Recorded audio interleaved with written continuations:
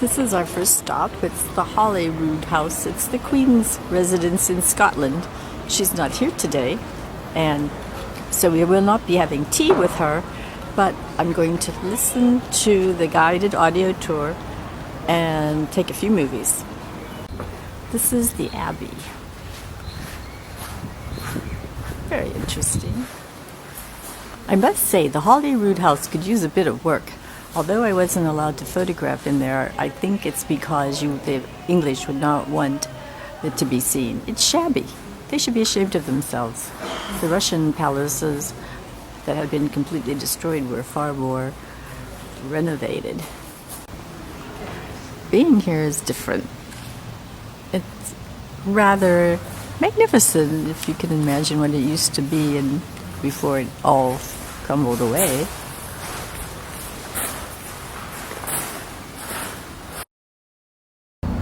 Here's a little more of the Abbey.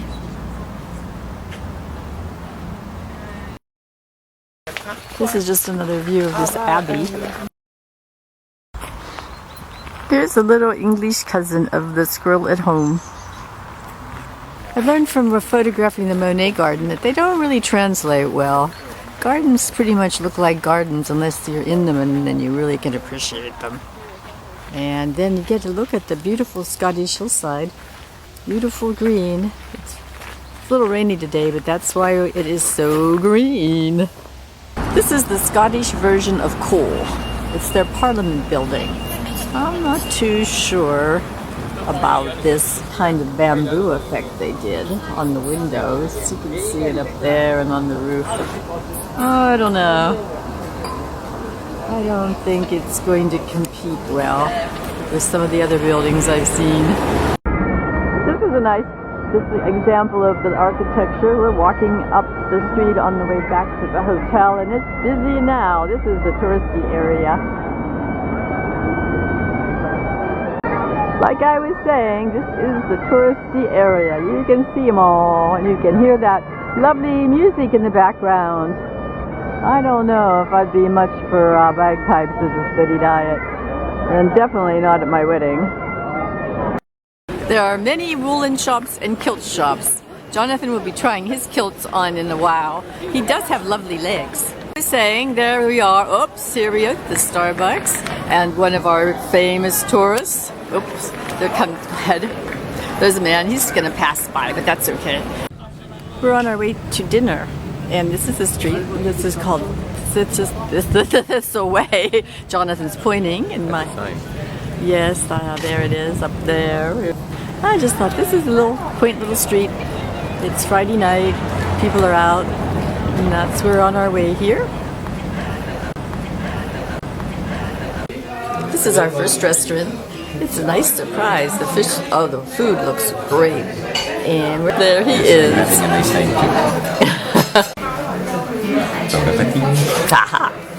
I'm starting a new tradition. I've never usually done food, but this is my trout. No, he's having trout. This is halibut. And there's his trout at our lovely restaurant. So, bon appetit, my dear. It's Friday night, like I said before, and it's busy, and it's very charming. We were just walking around and we saw these things on the buildings. Little decoration, armor, suit of armor. I thought I'd take the pictures so remember. This is Edinburgh, and the castle's up there on the hill, and you can just turn around and see the rest of the buildings.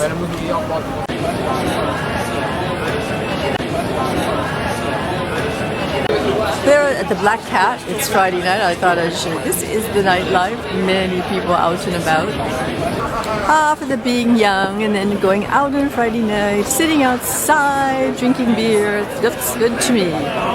This morning we're at the village of Anstruther on the way to St. Andrews. It's a pretty charming village. It's been a nice trip. It's taken us about an hour and a half to get this far. Good bus driver. He's very informative about much English history that I'll probably forget most of, but really very good. I have just spied the quest of all the trips, the confectioners. I will go inside and see what they have. Oops, there's ice cream too. Continuing on the quest for pastries, the Scots are not, I can see, are not known for their skill in pastry making. Ah, well, scones here are pretty basic. We have quite elaborated on the scone in the United States. So, but it's a beautiful day and the sun's coming out. It is said that St. Andrews is the sunniest place in Scotland. That's because St. Andrews is in charge of it. This is about all there is to the village. I'll maybe take a few pictures of the shops just to add to this. Quail. Crail, C-R-A-I-L. This pretty little village. We're taking a quick stop down here. It's a fishing village. There's a few boats. I don't think they use them for fishing. The tide's out. Oh, the tide's out, just like he said. There's a charming tower and some buildings. You think about all the places there are to live. This is beautiful.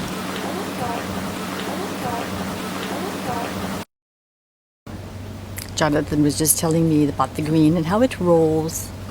Frankly, golf courses are pretty golf coursey. But this is the golf course at St. Andrews. Very famous. We're looking at what they call the new course. Oh, this is the new course. Out there is, I don't know, some water, I think. And we'll go around and again, very golf coursey. There it is, the bridge. The bridge at St. Bridge. What's it called? Squilkin Bridge. Squilkin. Squilkin, S-W-I-L-K-E-N. Well, there he did it. He spelled it for you.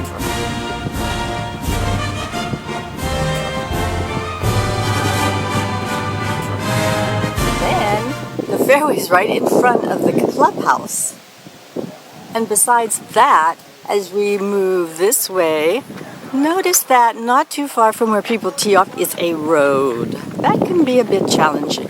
You should probably wait until the people have teed off before crossing. And there, down there, is, I think, the green. The 18th and first fairway. The 18th. That's the first over there. Okay, there it says caution. And down there, it's a pretty day with the clouds and the sun. Like I said, this is the sunniest spot in Scotland. This lovely hotel is right next to the golf course. And as Jonathan pointed out, all those chimneys up there, well, it's very interesting for the different rooms. This is the cathedral at St. Andrews. The ruins of a once magnificent structure. It's been a good day. The weather's been great. And this little cemetery here. And this is from the back, and I was in front before.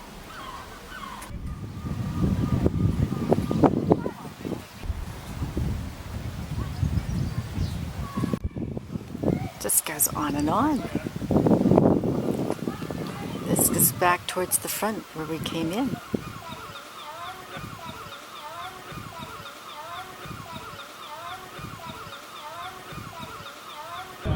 This is what they refer to as the village at St. Andrews. I don't know. It must have been a village once upon a time. It's quaint, but on the other hand, we have a subway. So, there goes quaint. The fountain's quaint, but as you notice, there are many cars. We have this really lovely building, but there are many tourists. You can't even see them all because I like to take the pictures of the buildings. I just thought of what this reminded me of. This reminds me of a very exclusive college town because the College of St. Andrews is here. And wow, There's a lot of tall, blonde, extraordinarily good-looking people that go to that school. That's where William met Kate, so that's the kind of school I'm talking about. But speaking of talking about this is where we got the best ice cream I have ever tasted. Oh, Mr. Tourist, do you like the ice cream? I said it was the best I've ever tasted. Pretty good, huh? Ooh, I better get my cone back before it's all gone. Ah! This is the village of Falkland. It has a beautiful church. And this is the square. Another tourist stop on the way. But it is very quaint. And on our drive up, there's so many little villages that we're just where normal people live that are absolutely beautiful. This is a thistle. And Jonathan's standing there looking at the thistle. We thought it was a weed and we pulled it out of our yard. The next time I see one of these, I am not going to pull it. It is going to stay in my yard as a monument to Scotland. Here's a run, this is what the Scots do on a Sunday morning. I don't know what they're running for, but it's been fun. It's too bad I didn't get them as though. And here come a few stragglers. We're up here at the top of a monument with our photographer. He's going to show us the day, show us how to do photography. Here's Jonathan trying to get ready for his day, looking at his camera, wondering how to turn it on. Good thing to hurry up, figure that out, honey. This is interesting cemetery. We've been walking around with James, and it's been a great experience. Now we're headed down somewhere, and I better not spend too much time. There's our runners, still running along. A few hours later, don't know what that's up for. I'll do that again. Oh, that's good. We're at this pond walking around pretending we're really artistic photographers. You're more inspired or perspired? Yes, I'm more perspired than inspired. If you're not sure where you are at the moment, we are at the west end of Princess Street. If you need to know how to get back to your hotel, please tell me and I will do my best to help you get there, okay? Everybody okay? Yeah? Yeah, thank you. Good. And that's a wrap.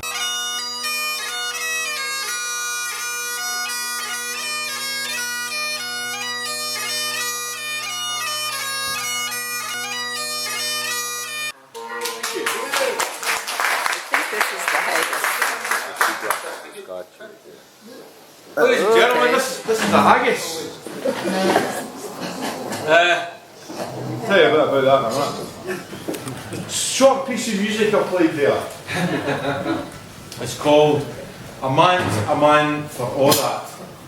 It's a tune, song, poem that was written by Robert Burns, our national bard. Robert Burns wrote it 240 something years ago. This is Stirling Castle we're visiting this morning, and it's a beautiful day. And here's the castle. The 1500s was the heyday of this castle, but it goes back centuries. We talk about this was built in this 100 years, and this was built in that 100 years. This is more of the castle. I'm in a courtyard right now, and it's a beautiful day, and I get to photograph all this. And we have a guide. He's very good. He's describing the castle right now. We're going to go inside on our own tour. This is a beautiful room. They've restored all these paintings. You see, this is the way it originally was in the back in the 15th, 14th centuries. This is another room with a similar kind of motif. They beautifully restored this.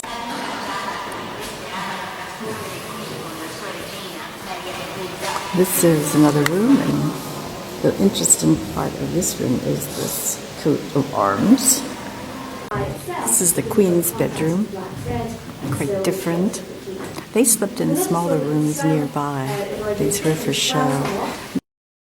This is the Queen's chamber, and there's the Queen's. The Queen's in our hall. Thank you. And there's a gentleman who's very kind to explain everything. And this is a unicorn, a symbol of purity and strength. And they do exist in Scotland. It is. It exists everywhere, it's just that we are the only ones who have captured one. Haha. Thank you. You just heard a gentleman explain how the unicorn is a big deal here in Scotland. It's their national anthem because it supposedly can't be conquered. And Scotland has never been fully conquered. These tapestries have been meticulously restored and they're absolutely beautiful. This is the Queen's outer hall. The Queen and King each had separate rooms. Their job was to produce an heir and a spare, and once they were done, they were free to have their own rooms in the moat and the castle. Now we're proceeding along through this hallway, I think into the next huge building. This depicts reenacts the kitchen of the times. They did a really great job of this.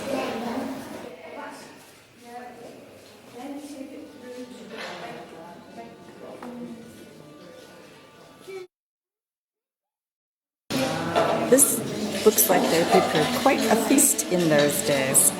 All the fish and the nuts and potatoes. And these two guys look like they're having a good time fighting over something.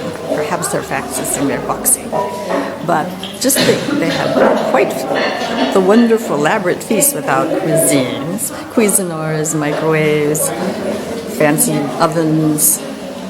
They did it all. And there's the pie. Ah, yes, the pie. Oh, I can't wait to have some pie. Some other good-looking things, too. And this has all made me quite hungry.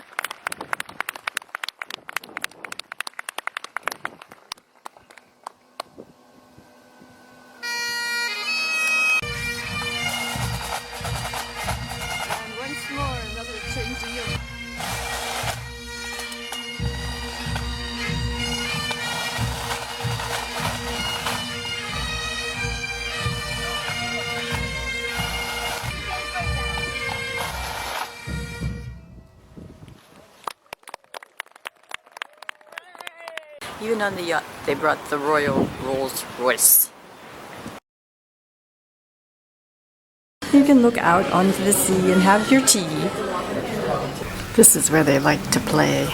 They used to play a game where they put this poor little animal up here and whack at it. I have to not show this to the guys at home. They would be very sad. Don't you agree our little family would be sad to see that guy up there on the fan? I think they'd be jealous. They want to spin around and fly off. This is the largest room, and it is the state dining room. Oh, Winston Churchill, Gandhi, other people dined in this room.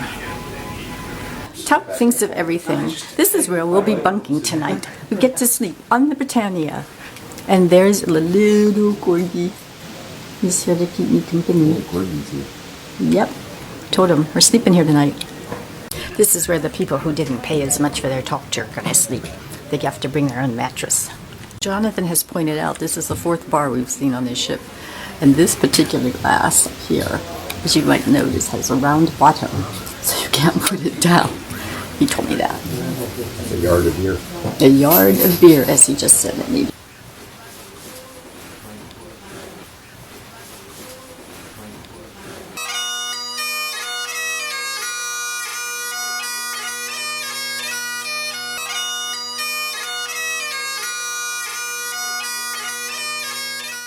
This is quite a castle. This is the oldest building in Edinburgh. Top of the hill of the castle. No, this is the oldest building.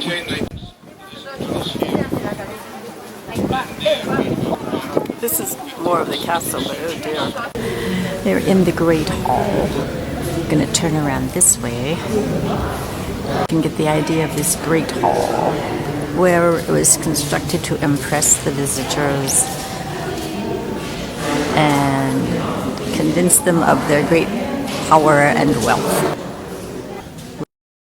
I don't think I can capture what an amazing view this is from up the top of the mountain here. This is Edinburgh.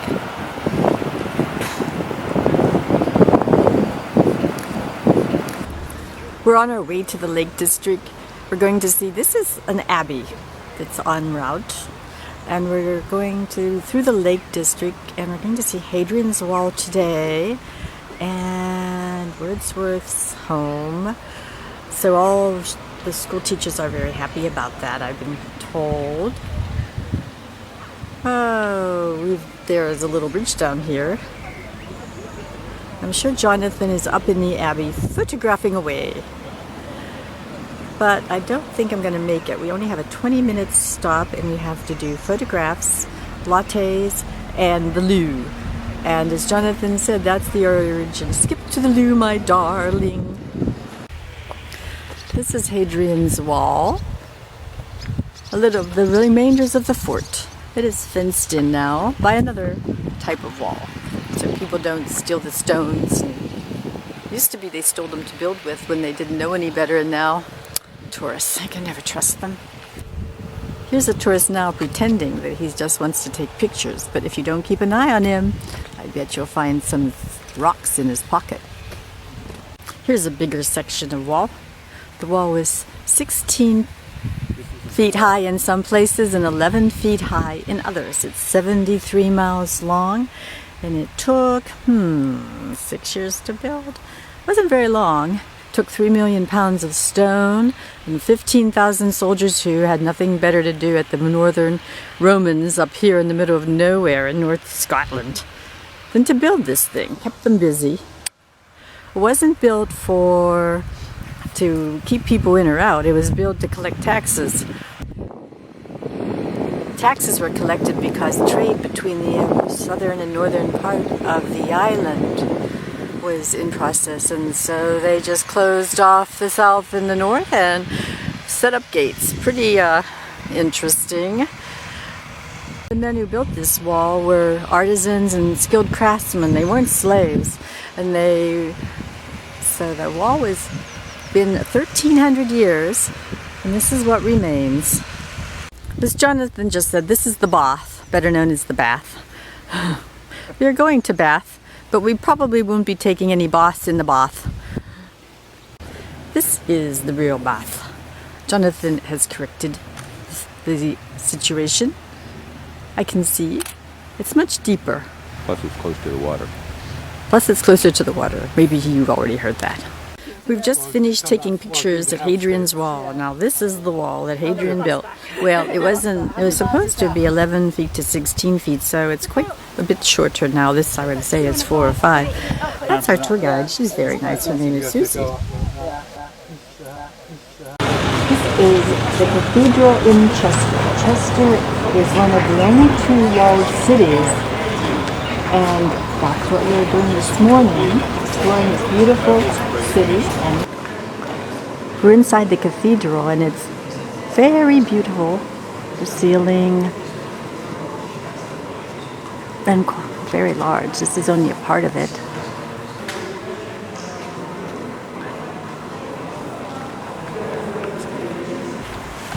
We're on top of this wall at Chester, and it's just what it looks like from the wall. It's been a really pretty city, and we've got lots of pictures. But if you look down, as I hold this camera very carefully, it has a big canal down there, a big moat, a moat around the wall. Yeah. And there's more. But on the wall, well, besides Jonathan, is shops, little shops. And people were shopping. It's kind of interesting because this is an old wall, like centuries old. And then you can see construction.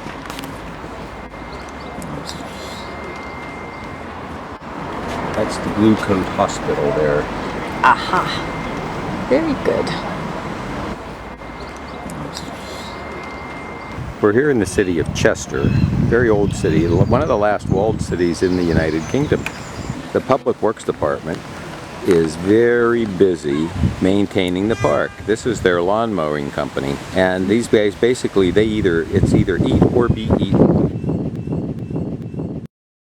All right, here is our room in Conwy. We're coming in the door, and there's the bathroom on the left. Very nice bathroom. And we're coming into the bedroom. Before we get to the bedroom, there's a little coffee bar. It's little glasses and things up there for us. Isn't that nice? Swing around, there's the TV. There's a nice big bed with many pillows, snazzy pillows. And there is a couch. And we've got a little balcony out there. Some chairs on it, and you can see there's the water out beyond. I don't know if you can see that, but anyway, there's the water out beyond. And here comes Elaine. She's finally coming to the room here in Conwy. As she approaches the room, the light turns on. So here she's coming into the room. Here she comes in the room, in our nice beautiful room here in beautiful downtown Conwy. There. Isn't that a nice room? Yeah, it's very nice. How's the bathroom? The bathroom is very nice. It's quite nice, and we have 2 toilet things. That's good.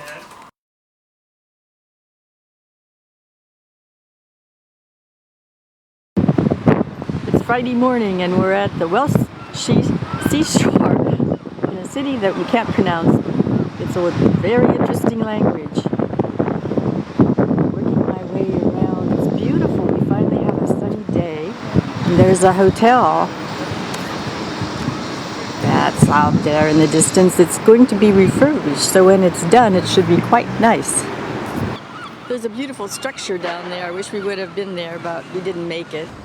And oh, look who we have here, a Welshman, a genuine Welshman. Good morning, sir. Please say something in Welsh, please. I have to get my back to the sun. I learned that in my photography class, which was quite good. Oh yes, look at you, my handsome little Welshman. That's about what it sounds like.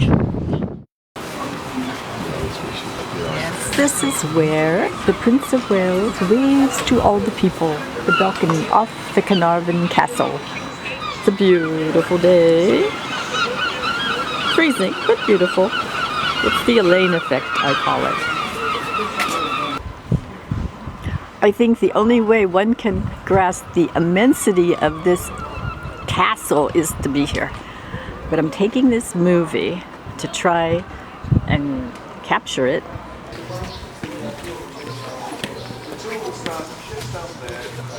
In Wales, I'll tell you what I mean by that. Today in Wales we've got about 3 million people, and about 500,000 speak Welsh.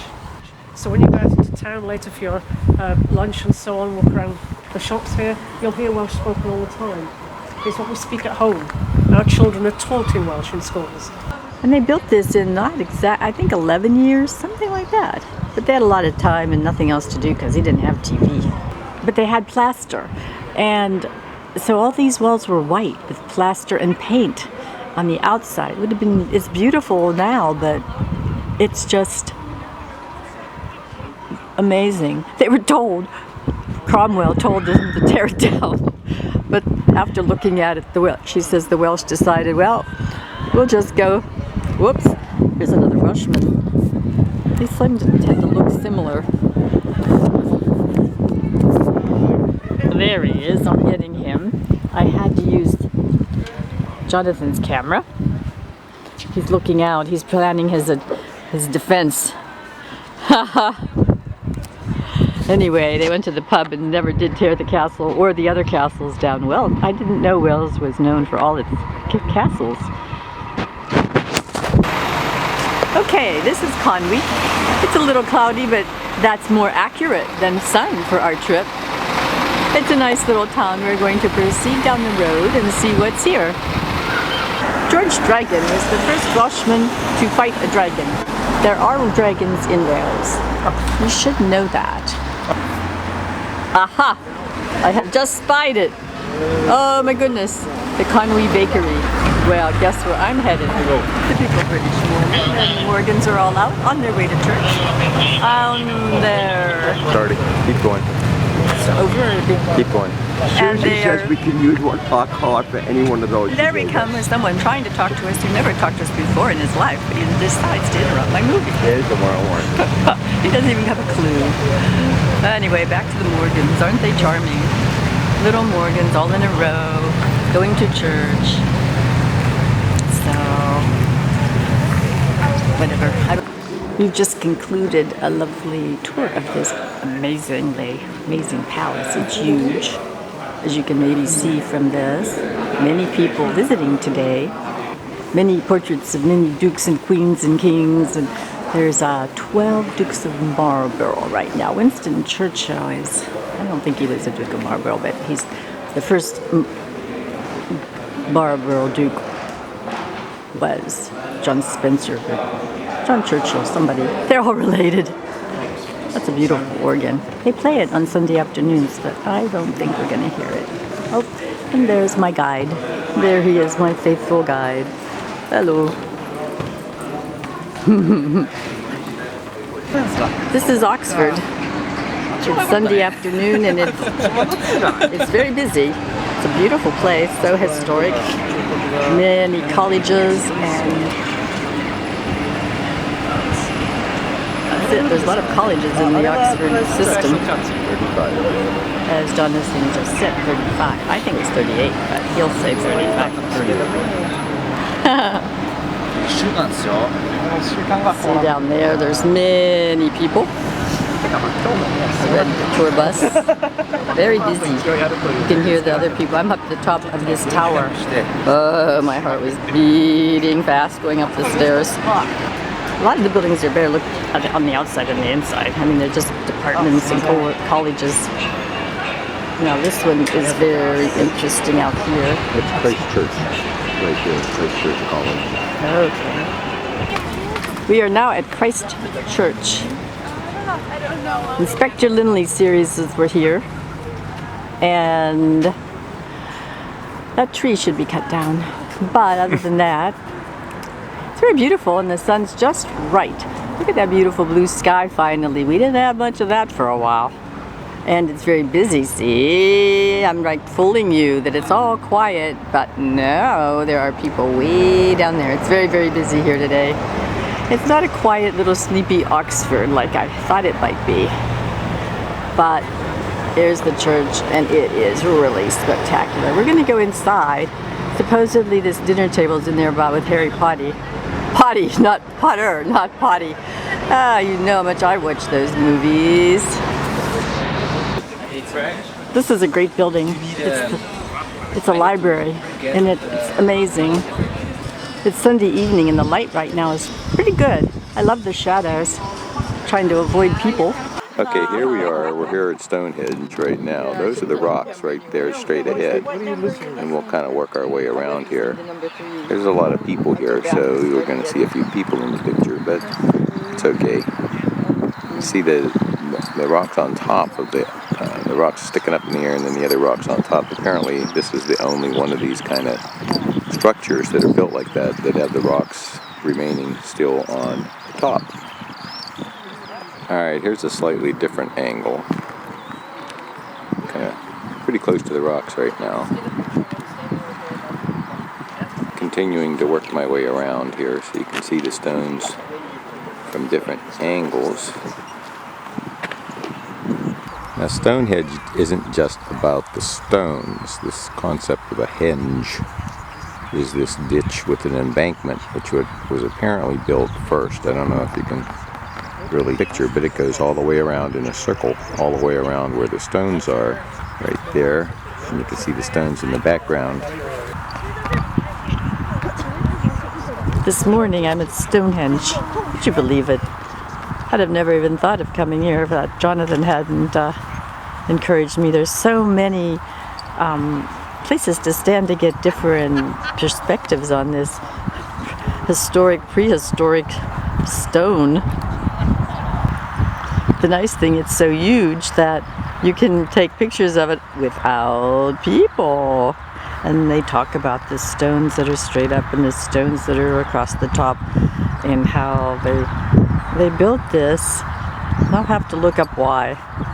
It's just a monument to the solstice, I think, and people come here on the solstice. Maybe that's what I'll do.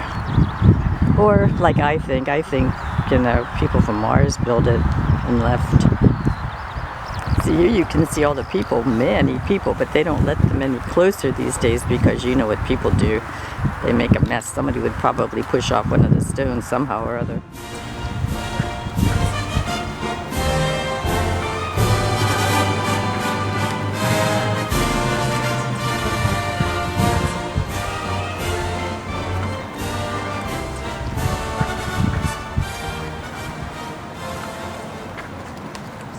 It's known as the Royal Crescent. Apparently there's a lot of symbolism between this place and Stonehenge, with the numbers of doors and the shapes and so forth. It's actually sort of in the shape of a half moon. This is the area that's known as the Circus, and it's built in exactly the same circumference as the Colosseum in Rome. There's 5 gigantic oak trees in the center of the little park area. There's several of these buildings. They have the same number of doors as there are stones in Stonehenge. Okay, we're in number 1 Crescent Circle, and actually this room's called the Gentleman's Retreat. I'm just going to pan around the room slowly. And there's a little chair over there with some dead thistles on it. They're big on thistles here. And there's a little globe and a chest. Okay, and here's the fireplace, still in the Gentleman's Retreat as we work our way around. And here's an interesting little device over here on the desk. It's called an electrical machine. And people used to crank that handle on the front until they got a good blast of electricity. And then they would hook the electricity up to whatever ached them, and they'd get a good zap. So I'd like to do that. Zap, zap. Yeah, I'm sure you would. So I'd like to do that. Zap, zap. Yeah, I'm sure you would. So I'd like to do that. Zap, zap. Yeah, I'm sure you would. This is the bottom floor of a house we just visited, and Jonathan took some beautiful pictures in a little movie. This is the laundry room. This is this mid-1700s. And it's very well done, the house, as a replica. I will look at the kitchen in a minute. Maybe I'll get it without modern people interfering with the ambiance of the 1750s. As Jonathan just pointed out, this is the washing machine. I'm glad I'm not doing that right now. This is the kitchen.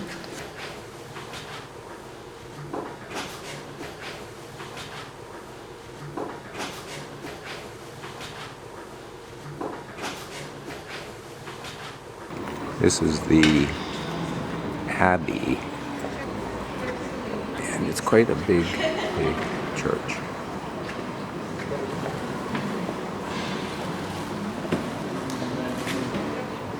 Very fancy ceiling. Okay, this is one of the views from up on top of the clock tower in the Bath Abbey. It's pretty expensive. Okay, I'm still up at the clock tower in the Abbey, looking out in a different direction. Pretty good view of Bath.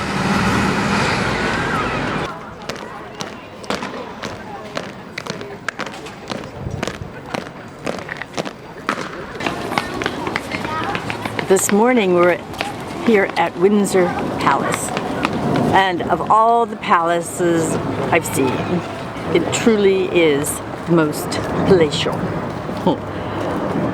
The difference between here and Holyrood is incredible. The Queen spares no expense, and she asks for donations. She needs us to help her support the castle so she can continue to buy very pretty frocks.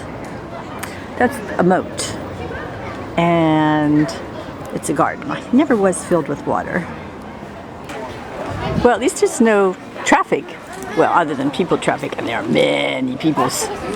As our guide explained to us, when they captured people, they would put them in very nice quarters because they didn't want them going back and saying bad things about their hospitality. They like to capture the Scots a lot.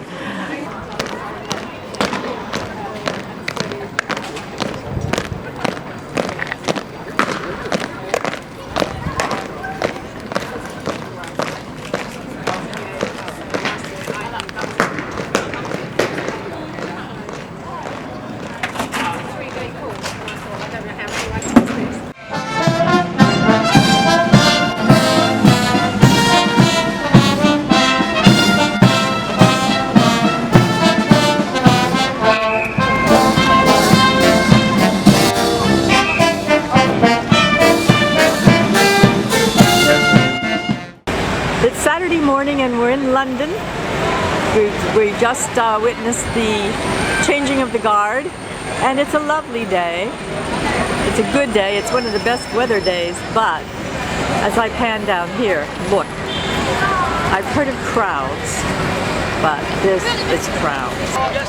Crowds and crowds and crowds, more crowds. Here's Big Ben looking over this, shaking his head thinking, there are just too many peoples. This is Christian Smuts, as you can see from his title. That's a funny name. He's overseeing all this chaos. He looks quite perplexed. Poor Christian. What a job you have. Oh, it's much better in the winter, my dear. Please come back. We're much more hospitable. Oh, thank you for the advice. I am entering our room at the Savoy Hotel in London. It is really elegant downstairs. Oh my God. This is our room. Modest by Savoy standards, but that's fine with me. It just smells good, looks good. The people are men running around in military uniforms from whatever country, I don't know. The little chandelier, a big chandelier. I wouldn't want that falling on me in the middle of the night. Luckily, it's not quite over the head of the bed. And then we move around here, and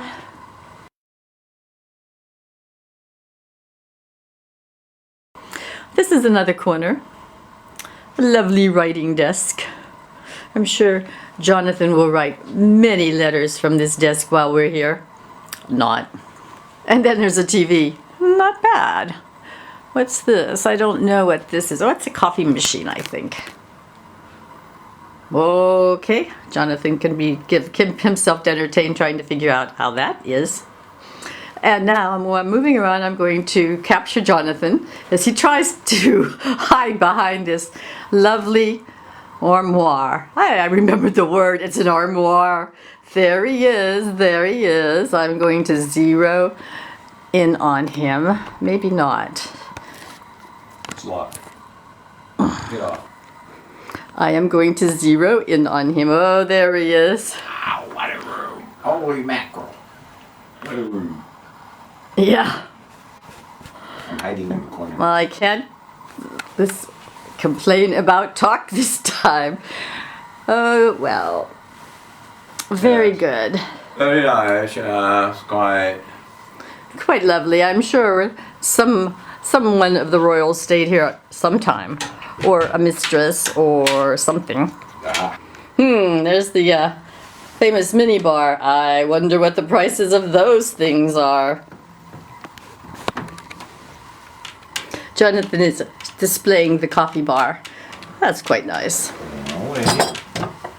And here's the goodie bar. And here is, as he just said, the goodie bar. But there are much better goodies. This is the entrance to the bathroom. I will open it. La la. Oh, now this is a bathroom. Quite large. Beautiful tub. Don't think I'll be taking a bath. With a shower. Here I am. La la la. There I am. Here in the Savoy. Well, some lovely little things there. And some good things there. And a little rug, oh my. Uh-oh. But guess what? This is rather ordinary toilet paper folding compared to the Norwegians. I have to tell you that. You all remember the accordion toilet paper in Norway, I hope.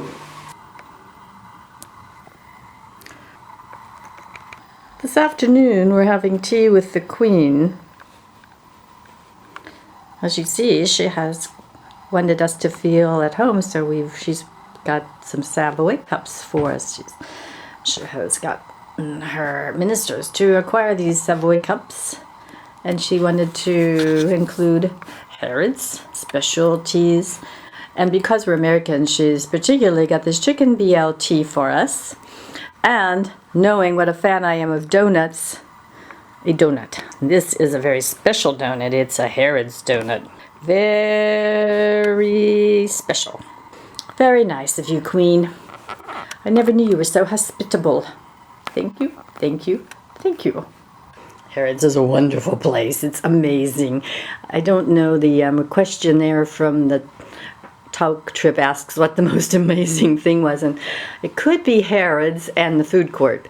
Now there is a food court.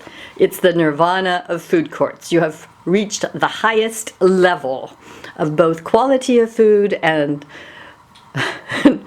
quality of people there. What a contrast that would be to have a movie of a typical American food court and Harrods. Oh, that's something for a future movie. So thank you, Queen Elizabeth. We will be thinking of you in America. Cheerio!